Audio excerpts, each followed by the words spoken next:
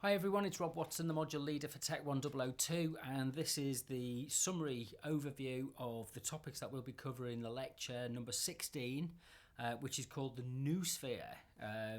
I've done the PowerPoint presentations, we've got some video files in there, so I don't share the PowerPoint presentations, but I do and have posted the lecture notes up to the module wiki, which if you're not sure where it is at wiki.our.dmu.ac.uk. So that's wiki.our.dmu.ac.uk, and just follow the link for TECH1002 and the link for the lecture notes. We'll start off as ever that I've been doing over the last few weeks to do a recap and a summary of the issues and topics that will be covered in the exam.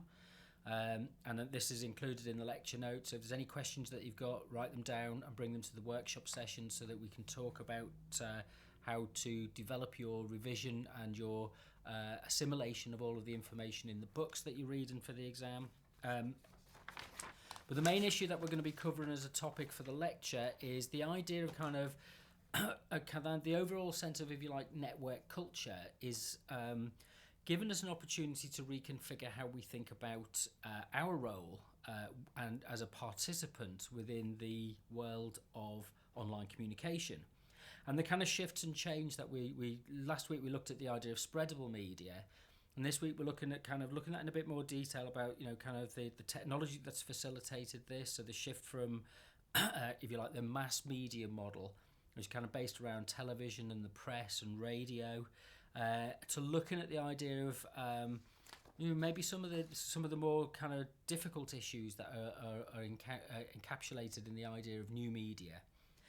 So one of the things that we'll look at is the idea of what blogging enables, and the way that blogging is changing, say, the nature of journalism, and the idea of what it means to be a journalist in a world of opinion and world of lots of counterfactual, often, opinions. And we want to tie this in with a concept which is used in kind of theories about media, which is the public sphere, which originates with Jürgen Habermas. And he talks about the kind of private sphere and the public sphere. And there's a role for government and for the state in the public sphere, but there's a limited role for government and the state in the private sphere. And the relationship between the two can sometimes be quite tricky and quite contested. Things like surveillance, a good issue to think about in terms of an invasion of the private. Things about data gathering as we click through sites.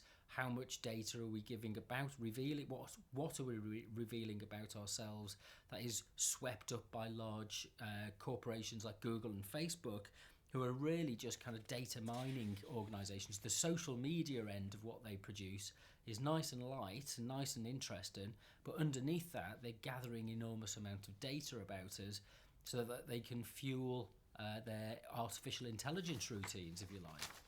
So there's a kind of side to this debate about what's in the interest of people in a kind of civil society, as opposed to maybe just the private interests that we might have as individuals. Collectively, what are we able to achieve, and what do we think is desirable as a kind of social outcome, as something which is good for the general level, general society, rather than just for individuals. And I'm going to use this idea of what the Noosphere, which comes from Alan Moore, who's the writer behind things like V for Vendetta and the lots of the Alan Quatermain comics, graphic novels. And so it's an interesting idea that he puts forward from a very different kind of angle than we might normally expect, is that there's a kind of sense of a global sphere of information which surrounds us and kind of gives us a sense of the limits and the range of issues that can be covered and that are out there. So we might think that we have original ideas, but we just do a quick search on Google and we find that other people are talking about this somewhere else in the world. And he calls that the Noosphere. How do we work in that kind of environment then? How do we move forward and achieve anything, and how are we successful in the networked environment? Well, Howard Rheingold talks about network smarts, and he talks about them in terms of managing certain characteristics of our activity and our participation. So things like attention management, probably the number one defining feature of our age, participation, collaboration, a kind of critical consumption, what he calls crap detection, and then a kind of general idea of network smarts, of how do we know what works and what doesn't work when we're interacting with other people. So we'll look at all of this in kind of broad strokes, and there'll be some specific examples that we can go back to. The reading for this week is the Delwish and Henderson chapter 25, Participation and the Technological Imaginary. It's quite a tough chapter, this one. Even I found this one tough. So it's there as kind of for you, any diehards out there who you want to have a go at this chapter. It's a good one, but it's quite a difficult one to follow and make sense of, but it's worth persevering with. To watch, there's a talk given by Brian Eno, who was or is a famous music producer and musician in his own right.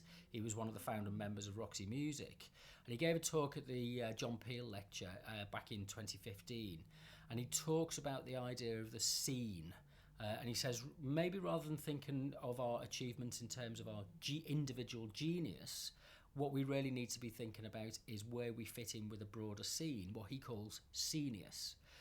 So it's an interesting concept that I think ties in with the Noosphere idea, that there's, we're thinking about where do we fit with other things that exist within our social role already. So the notes are up on the wiki, and I'll see you at the lecture on Thursday morning.